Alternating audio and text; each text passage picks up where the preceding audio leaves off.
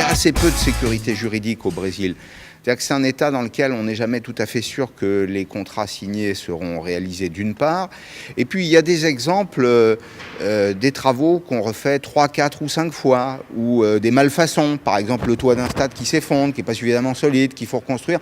Tous ces éléments mis bout à bout, ça donne l'impression quand même que la Coupe du Monde, ça profite à quelques-uns, que ça entretient un peu cette économie informelle qu'on ne voit pas bien, mais qui profite à quelques-uns, mais que ça ne profite pas à tout le monde. Alors la Coupe du Monde devrait apporter de la croissance à l'économie brésilienne. Les économistes disent que ça apportera 0,4% de croissance par an entre aujourd'hui et 2019. On nous dit aussi que ça va créer 600 000 emplois, mais pour savoir si le solde sera positif ou négatif, il faudrait connaître la facture.